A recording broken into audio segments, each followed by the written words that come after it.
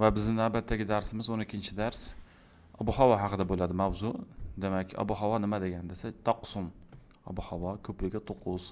Javun atmosfera degani, bu ham ob-havoga to'g'ri kelishi mumkin, lekin ko'proq muhit, atmosferaga to'g'ri keladi. Keyingisi darojatul harora, harorat darajasi. Shamsun quyosh, sahabatun bulut, suhubun bulutlar, matorun yomg'ir, amtor ko'pligi, saljun qor, rihun riyahun shamol, rutubatun namlik, dobabun tuman, sohfun sohbun ochiq havo, baridun sovuq, harrun issiq, mu'tadilun mo'tadil, asifun shamolli, mushmisun quyoshli, mumtirun yomg'irli, muflijun qorli, mug'ayyamun bulutli yoki g'oimun desang bo'ladi. Xo'p, o'tgan zamon o'tayotgan edik. Fi'li madin. Birinchi shaxsga yetib keldik. Xudo orqadan keladigan bo'lsak, huwa huma hum, hiya huma hunna, anta antuma antum, anti antuma antunani o'tdik. Endi buni birinchi shaxsga yetib keldik. Mufrat birlik. Birinchi shaxs demak o'ziga o'zi, ya'ni birinchi shaxs gapiruvchi shaxs o'ziga qarata ishlatadi. Men deb o'zi ishlatadi, o'zi gapiradi. Nutq so'zlovchi bo'ladi bu yerda. Fe'l oxiriga tu qo'shimchasi qo'shiladi. Masalan, fa'ala degan vaznni olsak, fa'altu bo'ladi. Misol uchun, anna katabtu al-wajiba. Men vazifani yozdim. O'zi kataba bo'lgan. Bunga tu qo'shilib yozdim bo'lgan. Yozdan yozdim bo'lgan. Xo'p, darosadan darostu bo'lgan. Ana darostu darsa. Men darsni o'qidim. Ana zahabtu ilal bayti. Men uyga ketdim. Demak, bir fe'l keladigan bo'lsa, uni oxiriga biz tuni qo'shsak, dim degan ma'noni beradi va bordim, yurdim, turdim degan ma'nolar tashkil bo'ladi. Xo'p, ko'plik shakli esa na degan qo'shimcha qo'shiladi. Gapiruvchilar ko'plik shaklda bo'ladi, ko'pchilik bo'ladi. Ya'ni biz deb gapiradi o'shanda. Na degan qo'shimcha qo'shiladi. Nahnu na, nahnu fa'alna, nahnu katabna, nahnu darosna, nahnu zahabna kabi bo'ladi. Qoidasi nimasi? Strukturasi, formulasi deymizmi, qolibi deymizmi? Ana olmosh, nahnu olmosh. Qo'shimchalari va vazni fa'altu, fa'alna, tufna, ana katabtu, nahnu katabna. Xo'p, bu yerda demak misollarni ko'radigan bo'lsak, ana fa'altu bo'lsa, la'ibtu, la'ibada olingan bu fe'l o'ynamoq degani. La'ibtu fi salji, qorda o'ynadim. Shahadtu al-matara, yomg'irni tomosha qildim. Nazartu ila as-sahabi, bulutga qaradim. Sha'artu bil bardi, sovuqni his etdim. Buni ko'pligida demak nahnu fa'alna bo'ladi. La'ibna, shahadna, nazarna, sha'arna deb ketaveradi. Yuqoridagini tarjimasini dim degan bo'lsak, endi dik deymiz. O'ynadik, qorda yomg'irni tomosha qildik, bulutga qaradik, sovuqni his qildik.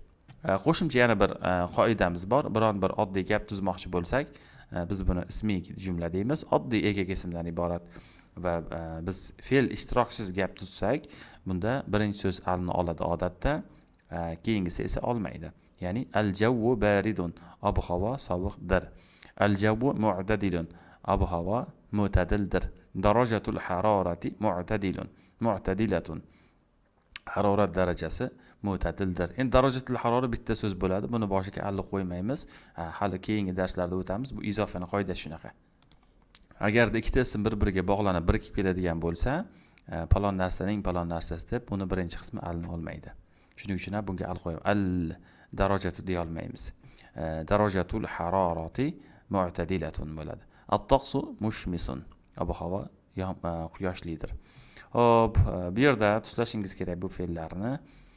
Keyingisi esa mana bu yerda antuna, ana, nahnularga mana bu qavsning ichidagi so'zlarni qo'yib tarjima qilishimiz kerak. Shundagina biz to'g'ri jumla tuzishimiz kerak.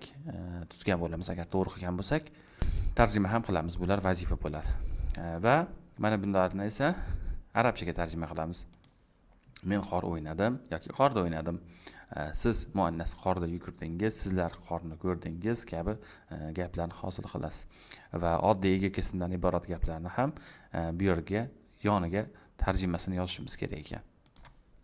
Xo'p, shunday qilib hivorga kelyapmiz. Umar va Yasir gaplashyapti. Kayfat taqsul yawm. Ob-havo bugun qanday degani. Kayfat taqsul yawm. الطقس معتدل أبو هوا معتدل والجو صاف وهوا أبو هوا açık وهل توجد سحب في السماء osmonda bulutlar bormi نعم السماء غائمة osmon bulutlidir وهناك برد قليل va u yerda ozgina sovuq bor وماذا عن الأمس kechasi haqida kecha qanday edi وماذا عن degani haqida degani asli lekin qanday edi degani qanday bo'ldi degani kecha qanday edi bu yerda ob havo haqida gap ketayotgani uchun tarjimada qo'shib qo'yilavergan lekin matn ichida kelmagan al-amsi kecha kanat riyahun qawiyatun kuchli shamollar bo'ldi val javu va ob havo kana baridan sovuq edi yoki sovuq bo'ldi fi fasli shita'i qishda kayfa at-taqs ob havo qanday bo'ladi at-taqsu baridun ob havo sovuq bo'ladi va yujadu thaljun va qor bo'ladi va dababun va tuman bo'ladi degan. Hop, matnni doimgidek o'zingiz tarjima qilasiz. Buni sizlarni e'tiboringizga qoldiraman. Hop, yaxshi. Buni yodlasak yaxshi bo'ladi mana bu so'zlarni, gaplarni ham iloji boricha.